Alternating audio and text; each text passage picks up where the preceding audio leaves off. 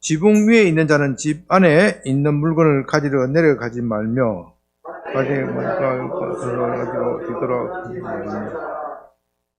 그날에는 아이 뵌 자들과 젖먹이는 자들에게 화가 있으리로다. 너희가 도망하는 일이 겨울에나 안식일에도록 기도하라. 이는 그때에 큰 환란이 있겠습니다. 창세로부터 지금까지 이런 환란이 없었고 후에도 없으리라. 그날을 위하여 명령하며 모든 육체가 오늘 얻지 그러나 택한 선을 위하여 그때 사람이 너희에게 말하되 보라 그리스도가 여기 있다 혹은 저기 있다 하여도 믿지 말라. 거짓 선지자들과 거짓 선지자들이 그런 표적과 기사를 하여 할 수만 있으면 택하신 자들을 미혹하여라. 보라 내가 너희에게 미리 말하였노라. 그러면 사람들이 너희에게 말하되 보라 그리스도가 광야에 있다 하여도 나가지 말고 보라 골방에 있다 하여도 믿지 말며 번개가 동편에서 나서 서편까지 번쩍임과 같이 인자의 임함도 그러하리라. 죽음이 있는 곳에는 독수리들이 모일 것입니다. 아멘. 네, 우리가 지난주에는 그제야 끝이 오리라 하는 제목으로 말씀을 드렸습니다. 언제 끝이 온다고요? 복음이 세상 끝까지, 땅 끝까지 온 세상에 전파되었을 때, 그렇게 다시 오리라, 다시 온다. 또 로마서 우리가 다음 주에 하겠지만은 로마서 11장에서는 유대인들이 다 회심하고 돌아올 때 그리스도께서 오신다. 이게 하나의 징표다. 전국 복음이 유대인들에게 시작되어서 온 인류를 다 돌고 다시 유대인들에게 돌아가면은 전국 복음이 온 세상에 전파되는 것이다. 그렇게 보아도 무방할 것 같습니다. 계속해서 오늘은 그런 그 배경 속에서 우리 때가 어느 때인지, 우리 역사적 좌표 속에서 어느 때인지를 좀 살펴보고 이 때를 분간해서 떠날 때는 어떻게 해요? 떠나야 한다. 떠날 때는 떠나야 한다. 떠날 준비를 해야 돼. 떠날 때는 떠난다. 떠난다는 것이 도대체 무슨 의미를 가지고 있는 것인지, 떠난다는 것이 무슨 의미를 가지고 있는지 그것을 중심으로 좀 생각해 보았으면 좋겠습니다. 먼저 24장 15절에서 너희가 선지자 다니엘이 말한 바 멸망에 가정한 것이 거룩한 곳에 쓴 것을 보거든 이런 말씀이 나옵니다. 선지자 다니엘이 말한 바 다니엘서 9장 27절에서 그렇게 많이 있습니다. 다니엘서 9장 27절에서 다니엘서 9장 27절을 보면요, 제가 읽어드릴게요. 그가 장차 많은 사람들과 더불어 한 이래 동안 언약을 굳게 맺고 그가 또 그 일의 절반의 제사와 예물을 금지할 것이며 또 포악하여 가정한 것이 날개를 의지하여 설 것이며 또 정한 종말까지 진노가 황폐하게 하는 자에게 쏟아지리라 하였느니라. 이렇게 여기 가정한 것, 멸망에 가정한 것, 다시 말해서 멸망에 가정한 것은 우상을 말하는 거예요. 우상을 말하는 것인데 그것이 우상이 어디에 선다고요? 어디에? 거룩한 것. 멸망에 가정한 것이 거룩한 곳에 설 것을 보거든. 거룩한 것이 어디를 말합니까? 하나님의 성전. 온 세상이 다 하나님의 것이고 하나님 거룩한 것이지만 특별히 하나님께서는 성전을 구별하여 이것을 거룩하다, 구분해서 거룩하다, 이것은 내가 거하는 곳이다. 그렇기 때문에 하나님이 계신 그곳에는 무엇이 있어서는 안 돼요? 가정한 그 우상이 있어서는 안 돼.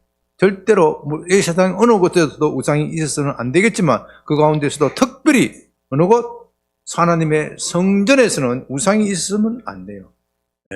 멸망에 가정한 것이 이러거든. 재난이 임박한 것을 임박한 징표다. 재난이 임박한 징표다. 이것이 다니엘이 우리에게 예언한 것입니다. 이 멸망에 가정한 것이 이 거룩한 곳에 선 것을 본 것이 여러 차례 있었습니다. 여러 차례 있었어요. 특별히 예수님이 오시기 전 주전 167년 전에 안티오쿠스 에피파네스라는, 우리가 발음하기도 좀 어려운 그런 왕인데, 이 왕이 헬라의 왕이죠. 헬라의 왕이 예루살렘을 점령을 하고, 여기에다가 제우스 신, 거기를 제우스상을 세웠습니다. 제우스상을 세우고, 제물을 뭘로 제물로 드리냐? 유대인들이 가장 가정하게 여기는 것, 돼지고기로 제물을 드리는 그런 것들이 일어났습니다. 그것이 바로 멸망에 가정한 것. 이것 때문에 아주 유대인들이 발칵 뒤집어져 버렸어요. 발칵 뒤집어져 가지고 유대인들이 격렬한 저항을 일으키고, 그 때문에 많은 유대인들이 죽어 나갔습니다. 다행히도 그때 마카비 왕조, 유다의 어떤 제사장의 가문의 아들의 용맹스러운 용비에 의해서 결국 이 헬라 군대를 물리치고 마카비 왕조를 세우게 되는 그런 일들이 일어났지만, 그것은 하나의 역사적 예표다. 역사적 예표다. 마지막 날에 일어나는 역사적 예표다. 그 역사적 예표를 주님께서 사용하시면서 내가 장차 오늘날 멸망에 가정한 것이 거룩한 곳에 서게 될 것이다. 멸망에 가정한 것이 거룩하게 설 것이다. 이것이 짧게는 지금 주님께서 우리 이 땅에 계실 때는 AD 30년대 초반이나 하면은 AD 70년, 약 40년 후에 이 멸망에 가정한 것이 다시 서게 되는 그런 일이 있게 됩니다. 로마 총독들이 자꾸 예루살렘 성전에 멸망에 가정한 것을 세우기를 원했어요. 왜냐하면 그렇게 해야 유대인들이, 소위 말하면 그들의 정책이 뭐냐, 로마의 정책은 뭐냐, 유대인 종교에 대해서 관용을 베푸는 척하면서 다른 한편으로는 그들을 헬라화하는 거예요. 헬라화. 요즘 말로 하면은, 우리나라로 말하면은 일본 식민지를 할 때 한 번은 호되게 억압을 하다가 봤자 이 조선 민족들이 먹히지가 않아요. 너무 반항이 세니까 한편으로는 풀어주는 척하면서 어떻게 해요? 다른 한편은 일본화하는 거예요. 일본화하는 그런 정책, 그것을 바로 문화정책이라고 해요. 문화정책. 식민지 정책에 보면은 초창기에는 뭐예요? 총독이 무단정치라고 그래요. 무단정치. 걸리면 어떻게 돼요?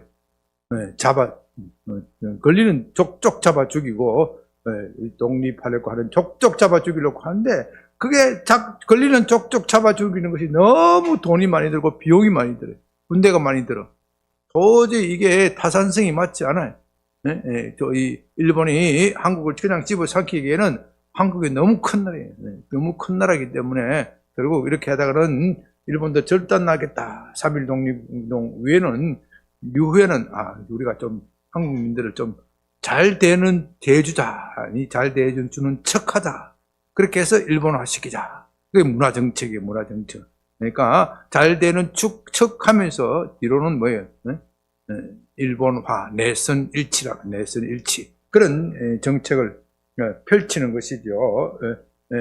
그와 마찬가지로 이 로마도 한편으로는 유대인들에게 잘해주는 척하면서 다른 한편은 헬라화하는 겁니다. 그래서 은근슬쩍 로마 문화를 자꾸 끼워오는 거예요.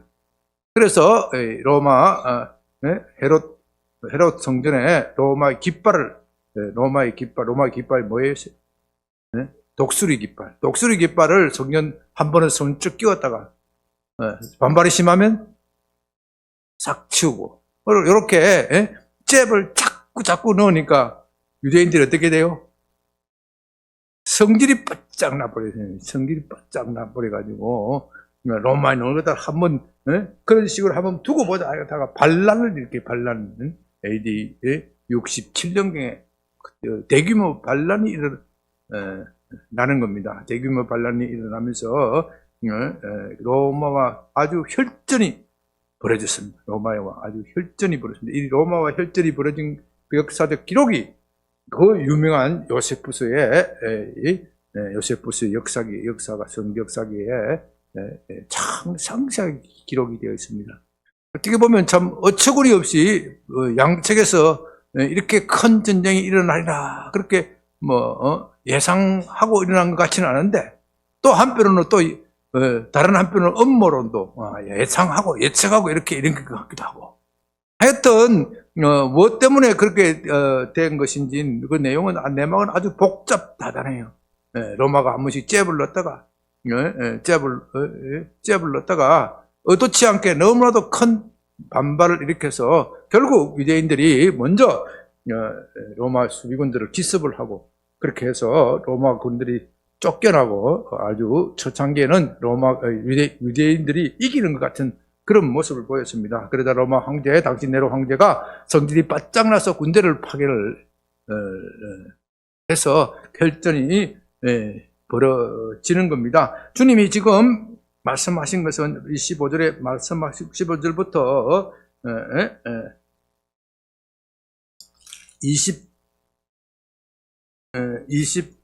22절까지 이 사건은 비유해서 본문에서 말씀하신 것은 먼저는 앞으로 40년 이후에 있을 로마 장군 티투스, 초창기에는 베스피아스누스라는 발음도 잘 안 되는데 황제가 나중에 그 사람 장군이 네로가 실각을 하고 네로가 쫓겨나고 황제가 되고 그 아들 티투스가 의해서 예루살렘 정벌이 시작이 되는데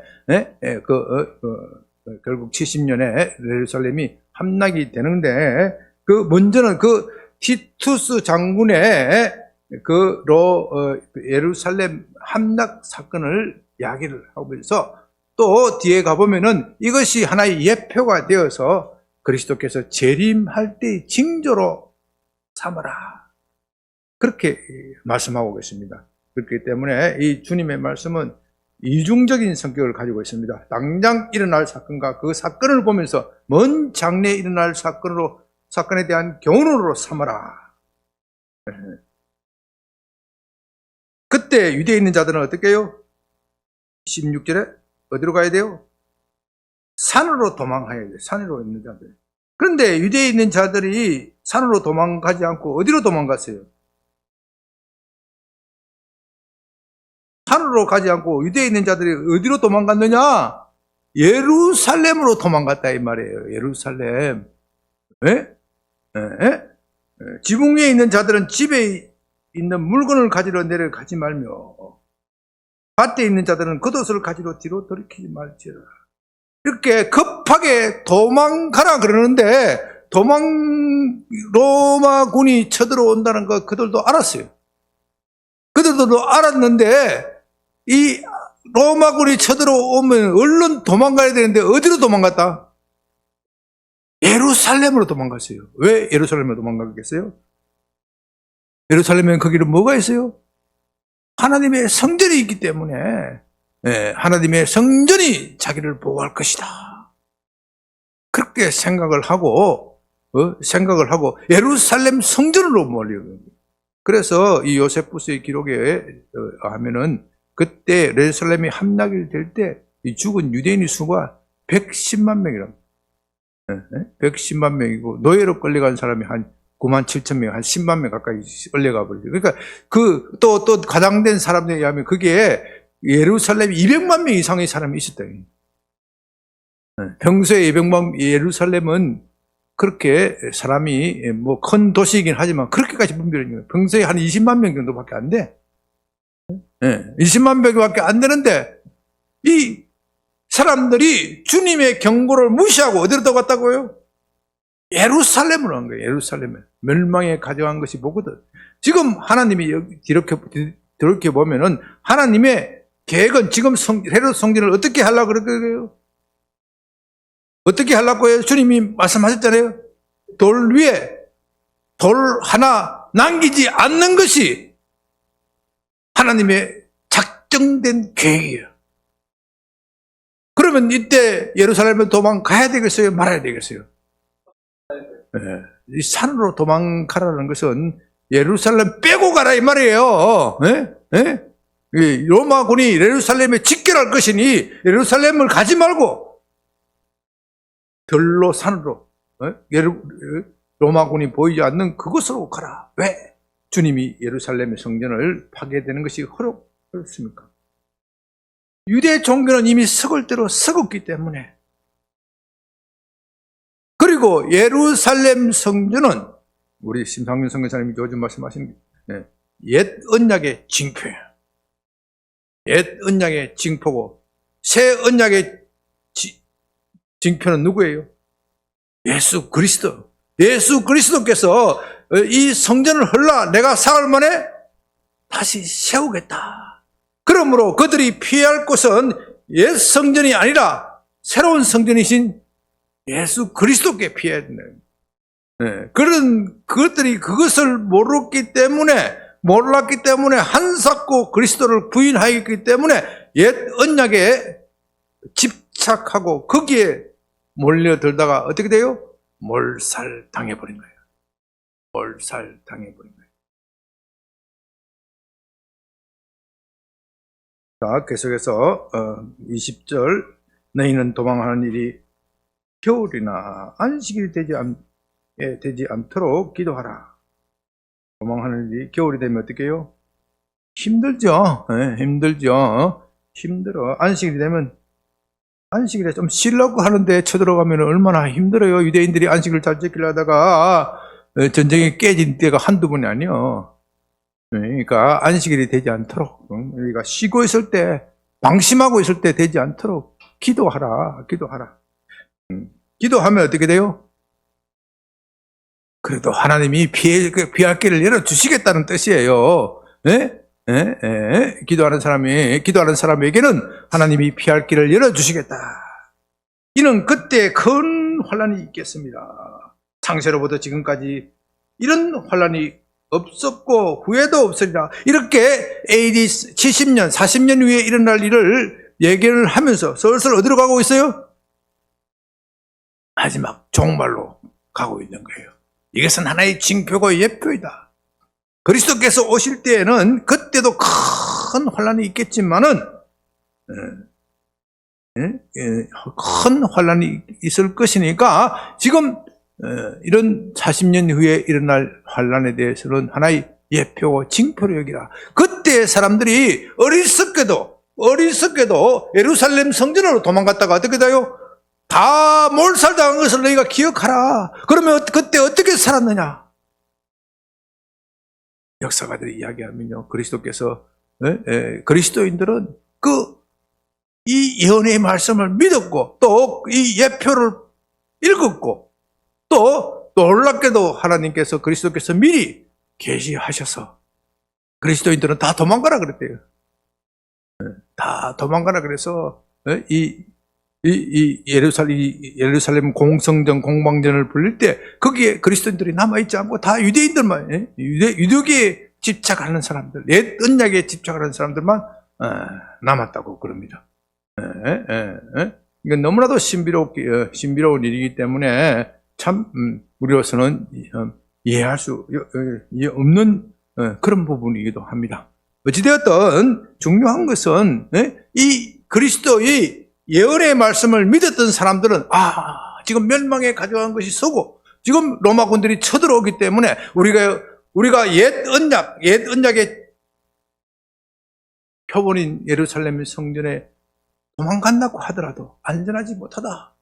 우리가 피할 것은 그리스도뿐이다. 그래서 그들은 다 예루살렘으로 떠나버렸습니다. 그 일이 얼마나 시급한지 지붕에 있는 자는 집안에 물건을 가지러 내려가지 말고 밭에 있는 자는 겉옷을 가지러 뒤돌아보지 말라. 급히 서둘러서 가라. 떠날 때는 어떻게 해요? 떠날 때는 떠나야 한다. 예루살렘에 전답이 있고 보물이 있고 재산이 많은 사람은 떠나기가 매우 힘들다. 예루살렘에 돈 받아야 될 것 많이 있는 사람 떠날 수가 없다. 사채 놀이 하지 마. 사채 놀이 하면 떠나기가 떠나기가 힘든 거예요. 이 땅에 돈이 깔려 있으면은 떠나기가 힘든 거야. 떠나기가 힘든 거야. 22절 그날을 감하지 않으면 모든 육체가 구원을 얻지 못할 것이나 그러나 택하신 자들을 위하여 그날을 감하시리라. 이게 그날을 감하리라 한 말을 참 많이 이 부분도 논란이 있는 부분입니다. 아까 말씀드렸듯이 AD 70년에 그리스도께서 교회를 그리스도를 믿는 사람들을 위하여 어떻게 해요? 그날을 감해 주셨어. 그죠? 그런데 특별히 이 종말론에 보면은 세대주의자라는 분이 세대주의자들이 해석하기를 이 구절을 가지고 해석하기를 말세 때 대대적인 우주적인 파괴가 오고 우주적인 환란과 재난이 오는데 그 환란 전에 그리스도인들은 다 휴거가 되어서 그 환란을 겪지 않는다. 그렇게 주장하는 종말론에 그렇게 주장하는 세대주의자들이 그렇게 주장을 합니다. 이 근거가 어디냐? 여기 이 말씀이다. 그러나 그런 것은 아니에요. 그런 것은 아니고 여러 가지 그런 너무 이 성경 한 구절을 너무 확대 해석했다. 오히려 그리스도인들도 함께 고난을 당하고 함께 겪지만은 마치 그리스도인들에게는 틀끝 하나도 건드리지 못할 것처럼 못하는 것과 같이 보호해 주시겠다. 모든 고난과 재난으로부터 보호에 대한 약속이다. 그렇게 보는 것이 저는 문맥에 아주 자연스럽습니다. 또한 이 고난이 이런 재난이 있다고 해서 모든 교회가 다 핍박받는다는 것도 아니에요. 여러분들이 계시록을 해석할 때 모든 교회가 다 박해받는다 그런 것도 아니에요. 보면은요 다 종합적으로 해석하면요 어느 교회는 경심한 박해를 받고 있고 어느 교회는 또 놀랍게 부흥하고 발전하고 있어요. 이 종말은 너무나도 뒤죽박죽으로 일어나기 총천색이기 때문에 한 스펙트럼만 가지고는 해석할 수가 없어요. 왜냐하면 시간이 급하고 세월이 급하기 때문에 세월이 어떻게 해요? 빨리 돌아가. 빨리 필름도 영화 필름도 보면 급하게 일어나면 어떻게 필름을 빨리 돌려야 돼. 그러니까 이 필름을 빨리 돌려 보면은 어떻게 돼요? 사건들이 오버랩이 돼요. 오버랩이 되면은 유심히 관찰 안 하면은 헷갈려. 그러니까 우리가 종말에 일어날 사건에 대해서는 유심히 관찰을 해야 되고 생각을 많이 해야 돼요. 그래서 또한 이 종말을 가지고 장난치는 사람들이 많은 거예요. 장난치는 사람들이 많은 거예요. 그리스도께서는 이런 일에 대해서 아예 말씀 안 하시면 더 좋았을지도 모르지만은 아예 말하지 않으면은 더 많은 사람들이 헷갈리고 넘어지기 때문에 하나님 왜 이런 일이 있습니까? 왜 우리는 고난을 받아야 되겠습니까? 하고 넘어지기 때문에 그래도 하나님께서 우리에게 혼란되지 않을 정도로 우리가 받아들일 수 있을 한도 내에서만 계시하고 계신 거예요. 그러니까 이 교황계시록을 해석하고 또 연설을 해석하면서 너무 유창하게 말하는 사람 들으면 안 된다. 너무 유창하게 말하는 사람, 너무 해석을 잘하는 사람, 너무 명쾌하게 해석을 잘하는 사람, 위험한 사람이에요. 위험한 사람. 그렇게 우리에게 보여주시는 것은 하나의 어떤 역사의 흐름과 줄기를 보여주시는 거예요. 역사의 흐름과 불기를 보여주면서 그 역사의 흐름을 알고 대처하라는 거예요. 그래서 그리스도께서는 재림의 징조는 보여주시지만 때와 시간은 모른다. 나도 알지 못한다. 그런 뜻이에요. 그런 뜻. 그러니까 그리스도께서도 그렇게 말씀하시는데 자기가 무엇이 잘 아는 것처럼 언제 어때 그리스도께서 오신다. 이건 다 거짓말이에요. 그래서 사람들은 그 거짓말에 속기를 좋아해요. 왜냐하면 그 너무나도 명쾌하잖아요. 명쾌하잖아요. 그러나 주님께서는 이렇게 어떻게 보면 우리에게 뿌연 상태로 남겨두셨어요. 종말에 대해서는 뿌연 상태로 남겨두셨는데, 뿌연 상태로 남겨두고 있기 때문에 거기에 무엇이 필요해요? 무엇이 필요해요? 믿음이 필요해요. 믿음이 필요한 거예요. 아니, 뭐 이렇게 딱딱딱딱 한다고 믿음도 뭐 필요 없는 거지. 그 지식이지. 언제 딱 온다 그러면, 아, 그때까지만, 네? 내가 열심히 신앙생활 하고, 아니, 그때가 아니라 2024년 12월 31일 주님이 재림한다 그러면은 2022년 12월 30일까지 뭐 해야 돼? 네? 네? 2022년 12월 31일 날 주님 오시면 뭐 어떻게 해야 돼? 네? 12월 30일까지는 어떻게 해야 돼? 진탕 먹고 마시고 12월 31일 그날 딱 0시 딱 돼서 준비하면 되는 거 아니야? 네? 그러니까 이건 신앙이 아니야. 그거는 신앙이 아니란 말이에요. 그래서 주님께서 미래의 일에 대해서는 장래는 내게 속한 것이다 하시면서 우리에게 일단의 어떤 흐름은 알려주시지만 정확한 타임이나 시간과 장소 이런 것은 비밀로 숨겨놓은 겁니다. 우리가 비밀로 숨겨져 있기 때문에 그 주님의 말씀을 믿고 참고 기다리고 인내해내는 거예요. 그때 23절 사람이 너희에게 말하되 보라 그리스도가 여기 있다 혹은 저기 있다 하여도 믿지 말라. 거짓 그리스도가 거짓 선자들이 일어나 큰 표적과 기사를 보여 할 수만 있으면 택한 자들도 미혹하리라. 보라 내가 너희에게 미리 말하노라. 자, 종말에 일어날 특징적인 징조 하나 중에서 무엇이 일어난다고요? 거짓 그리스도, 거짓 선자들이 일어난다. 그렇다면 이 사탄도 그리스도께서 재림하실 것을 아셔요? 알아요? 몰라요? 알아요. 네? 알아요. 알기 때문에 할 수만 있으면 지옥 동물을 모집하기 위해서 네? 그리스도께서 오신다는 것을 부인할 수도 없어. 왜? 성경에 그렇게 예언되어 있고 예언된 징조가 일어나니까 마지막 수단으로 뭐라 그래요? 무슨 수를 쓴다? 내가 그리스도다. 나한테 모여라. 그래서 지금 적 그리스도, 이 거짓 선지자들, 거짓 그리스도가 기승을 부리는 거예요. 난 내 말 잘 들으면 넌 천국 간다. 신천지. 또 뭐예요? 하나님의 안상호, 하나님의 교회, 하나님의 아버지 하다가 요새는 뭐 해야 돼요? 하나님 어머니가 돼서 안상호가 죽어버리니까, 하나님이 죽어버리니까, 하나님의 어머니가 되어서, 이런 거짓 교회, 거짓 선자들, 거짓 그리스도가 많이 일어나는 거, 많이 일어나고 있어요. 그러나 주님께서는 이런 일이 미리 있을 것이라고 예견을 하심으로써 믿는 자들에게는 그 날을 감할 수 있도록, 이게 감한 거예요, 이게 말씀을 들으면. 금년자들은 그런 거짓에 속지 않는다, 이 말이에요. 믿는 자들은 그런, 그런 거짓말에 속아서 고생하는 사람들이 얼마나 많습니까? 재산을 다 팔아넘겨 박대선에게 재산을, 뭐예요? 박대선교 이런 뭐예요? 신앙촌. 거기에 집과 재산을 다 팔리고 말이지. 심지어 어떤 말에는 안 따라간다고 해서 이혼하고 가족들과 결별하고 이런 사람들이 너무 많아. 신천지도 마찬가지예요. 제가 요즘에 최근에 도와주고 있는 분들도 마찬가지예요. 그 이상한 종교에 빠져서 다 끊어야 된대. 다 끊어야 돼. 헬련, 지연 다 끊어야 돼. 그래야 구원받는다. 이런 식으로 가르치는 이단들이 너무나도 많은 거예요. 이단들이 이렇게 많은 거예요.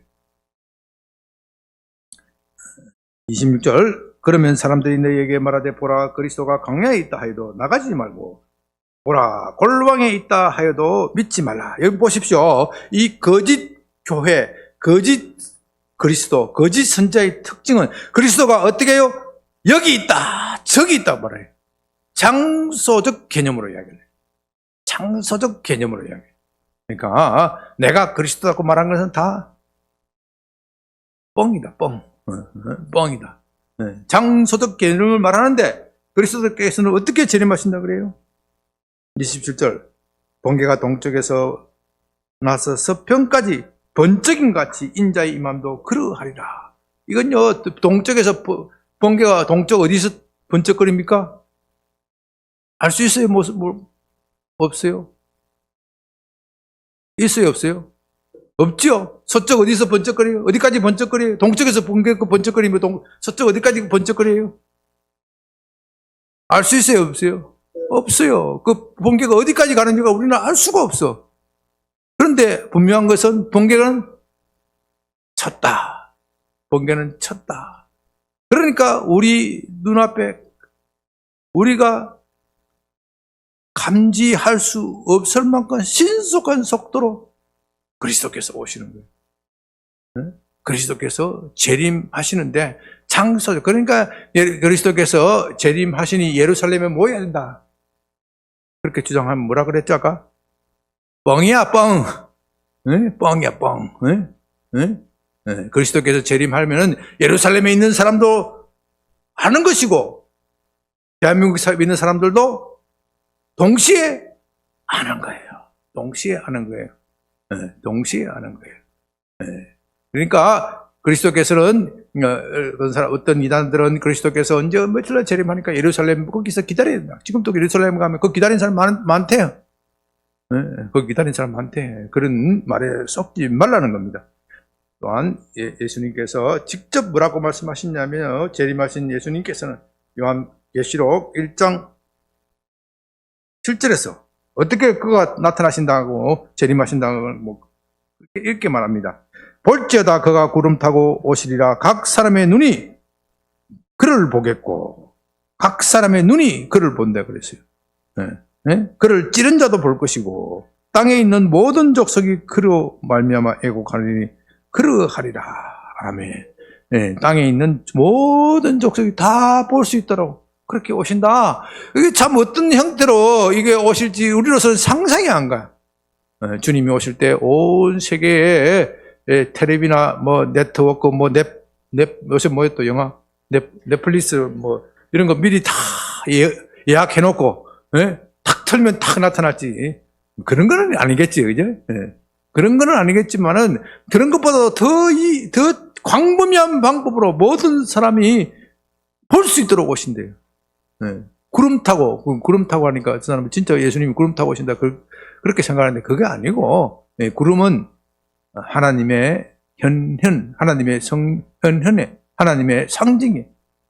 하나님의 상징. 구름과 원어에 보면 구름과 함께란 말이 맞아요. 구름 타고 우리는 그렇게 번역했지만은 원어의 의미는 구름과 함께. 하나님이 구약 성경에 볼 때 하나님이 나타나실 때 구름과 함께 하나님이 모세 시내산에서 모세와 만나실 때 구름과 흑암이 캄캄하게 덮었다. 예수님께서 변화산에 올라가실 때 무엇을 덮었어요? 구름을 덮었다. 그렇게 신비한 방법으로 나타나시기 때문에 구름을 덮으면은 본체는 보이지 않는다?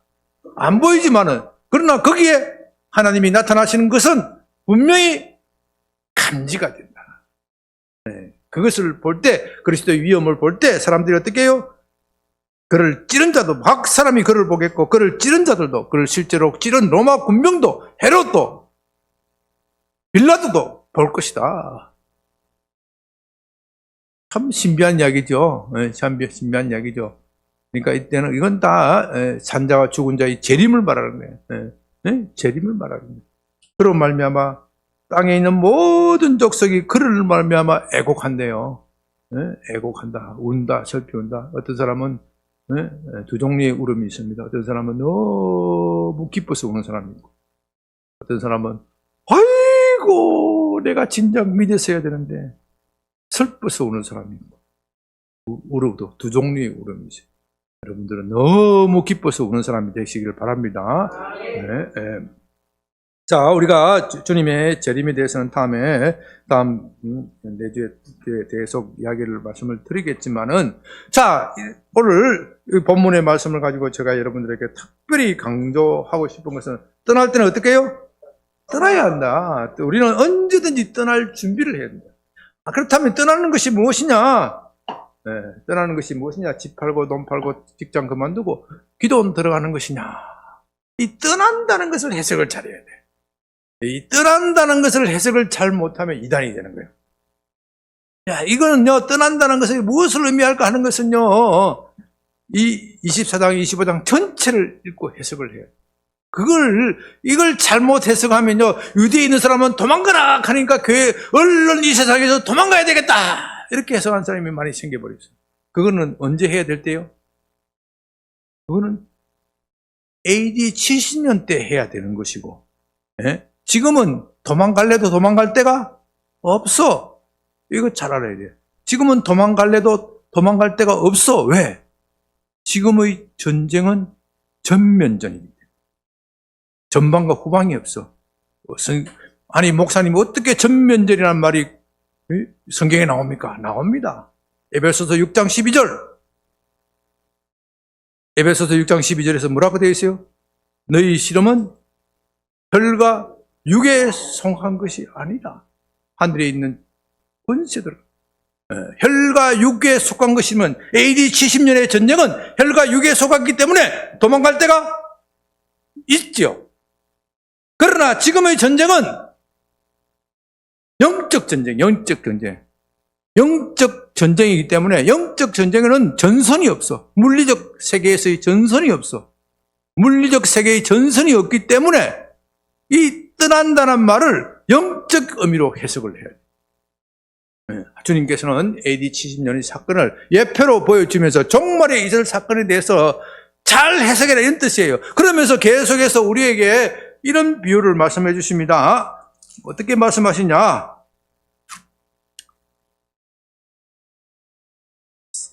24장 40절에 그때 두 사람이 밭에 있음에 한 사람은 데려가고 한 사람은 버림을 당할 것이다. 두 여자가 맷돌질하고 있을 때 한 사람은 데려가고 한 사람은 버림을 당할 것이다. 여러분, 두 사람이 똑같은 장소에 있었는데 한 사람은 데려둠을 당하고 데려감을 받고 한 사람은 어떻게 해요? 버림을 당하는 거예요. 이제 떠난다는 의미가 조금은 감이 잡힙니까? 물리적으로 도망가는 게 아니에요. 같은 장소에 두 사람은 같은 장소, 같은 시간에 있었지만은 한 사람은 구원받고 한 사람은 버림을 받았어요. 물리적 의미가 아니에요. 이걸 성경의 어떤 부분은 문자적으로 해석해야 될 부분이 있고 어떤 부분은 영적으로 해석해야 될 부분이 있어. 그 어떻게 구분하느냐? 성경의 앞뒤에 문맥을 보면 돼. 제일 중요한 것은 문맥을 보면 돼. 주님께서 이 말세에 있어서는 AD 70년에 있어서는 도망가라 할 때는 무조건 물리적으로 도망가라는 것이고 지금 재림할 때의 도망가라는 건 뭐예요? 영적 도망이야. 영적 도망. 영적으로 떠나야 된다. 영적으로. 그러니까 데려감을 당한 사람은 영적으로 도망간 사람이고 버려둠을 당한 사람은 영적으로 도망가지 않는 사람이에요. 이 한 번만 말하면, 한 번만 비유로 들면 이 사람들이 못 깨달으니까 계속 주님께서 비유로 말씀하십니다. 42절에 보십시오. 그러므로 너희는 깨어있으라. 너희 어느 날에 너희 주가 임할지 알지 못함이라. 네? 네. 너희도 아는 바 같이 만일 집주인이 도둑이 어느 시각에 올 줄 알았더라면 깨어있어 그 집을 뚫지 못하게 하였으리라. 그러니까 똑같이 집을 살더라도 정신을 바짝 차리고 있는 사람은 구원을 받는 것이고 주님의 재림을 맞이하는 것이고 그것을 기대하지 않고 멍청하게 살아가는 사람은 뭐예요? 버림을 당하는 것이다. 그러니까 이거는 물리적 개념이 아니에요. 더 나아가서 어떻게 얘기하느냐? 45절에 충성되고 지혜 있는 종이 되어 주인에게 그 집 사람들을 맡아 빼를 따라 양식을 나누어 줄 자가 누구냐? 주인이 올 때 그 종이 이렇게 하는 것을 보면 그 종이 복이 있으리라. 내가 진실로 너희에게 이르노니 주인이 그의 모든 소유를 그에게 맡기리라. 만일 그 악한 종이 마음에 생각하여 이르기를 주인이 더디 오리라 하여 동료들을 때리고 술 취한 것과 더불어 먹고 마시게 되면 생각하지 않는 날에 생각하지 않는 날 알지 못하는 시간에 그 종의 주인이 이르러 엄히 때리고 외식하는 자가 받는 벌의 차례니 거기서 슬피 울며 이를 갈리라. 여러분 이제 분명해졌죠? 이 사건은, 이 비유는 AD 70년에 적용될 수 있어요? 없어요? 적용될 수가 없어요. 로마 군대가 쳐들어오는데 뭐 집주인이 음식 나눠주기로 할 시간이 어디 있어? 다 뭐 해야 돼? 다 물리적으로 도망가야 돼. 로마 군대가 쳐들어오는데, 뭐 집주인이 밭을 관리하고 논을 관리하고 할 시간이 어디 있어? 그러나 주님의 재림은 그런 물리적인 것이 아니기 때문에 재물을 잘 관리해라. 재물을 잘 관리하라. 악한 영은 그 재물이 자기의 것이 아닌 줄 알고 먹고 마시고 징탕 쓰는 거예요. 그러나 착한 종은 이 재물은 주님의 것이다. 주님이 나에게 맡긴 것이다. 주님이 나에게 맡긴 것이기 때문에 주인의 뜻에 따라서 내가 써야 되겠다. 나의 시간과 나의 재물, 나의 가진 재능, 이것을 주님의 뜻에 따라 써야 되겠다. 이게 착한 종이에요. 이게 떠난 사람이란 말입니다. 한 사람은 떠난 사람이고 한 사람은 떠나지 못한 사람이야.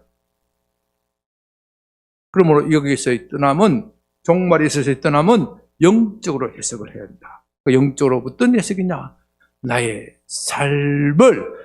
삶이 주인이 주님이 것이다. 이렇게 생각하는 사람은 세상으로부터 떠난 사람이고, 나의 삶은 내가 주인이야. 예수를 믿어도 하나님이 여기까지만 나를 도와주시면 되는 것이고, 그 이유는 내일 내가 알아서 할 테니까 간섭하지 마세요. 이런 사람이 있어요. 우리 대부분 그렇게 신앙생활해요.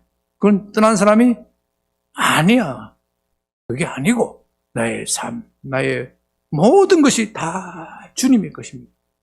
내가 주의 제단 앞에 내 삶을 드리겠습니다. 그게 떠난 사람이란 말이에요. 떠나는 것은 정도가 있어. 영적으로 떠나면 정도가 있어. 어떤 사람은 떠나긴 떠나도 자꾸 뒤돌아보는 사람이 아까워서 뒤돌아보는 사람이 있어. 불만하면서 하나님, 저 자들은 아직도 떠나지 않고 세상 속에서 잘 살고 있는데 나는 주님을 섬긴다고 하는데 나는 왜 이렇게 힘듭니까? 불만하는 거 있어요. 떠나는 사람이 피곤하고 힘들지. 그거 쉬우면 떠나는 것도 아니지. 그죠? 그러나 떠난 사람들에게 주님이 약속하셔서 뭘 감해주겠다고요? 그 나라를 위하여 내일을 감해주겠다고 약속하셨어요. 감해주겠다. 떠나는 사람들에게는 이런 약속이 있어. 여러분, 떠날 때는 떠나야 돼. 주님께서 주님의 재림이 임박한 것을 보면은 우리가 너무 세상에 몰입해 있으면 안 돼. 세상의 성공, 세상에 이런 게 몰입이 있으면 하면.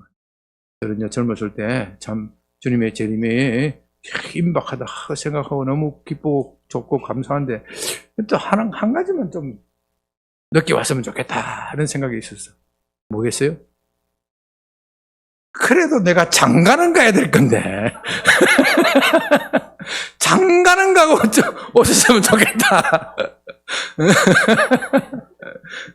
우리 젊은 사람들도 그런 생각도 들 거예요.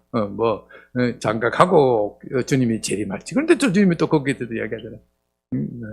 아이 벤자, 조심해야 된다. 그러니까 그런 것도 어떻게 보면 끊어버리고 주님께 맡겨라. 주님께 맡겨라. 주님께 맡겨라. 그런 말씀입니다. 여러분, 정말 세상을 돌아가는 것을 보면 주님의 재림이 임박하였습니다. 대한민국의 법질서가 엉망이 되어 가고 있고, 정말 대한민국뿐만 아니라 세계적으로 법질서가 엉망으로 되어 가고 있습니다. 도덕의 기준이 무엇인지 정말 어렵고 힘든 때가 되었습니다. 여러분들은 이 말씀을 경고를 삼아서 떠날 준비를 잘 하시고 과감하게 떠나는 여러분이 되시기를 주님의 이름으로 부탁드립니다. 우리 오늘 우리 한번 크게 부르고 말씀을 생각하면서 주여, 내가 세상에서 완전히 세상 일을 끊어버리고 주님만 내 주인으로 모시게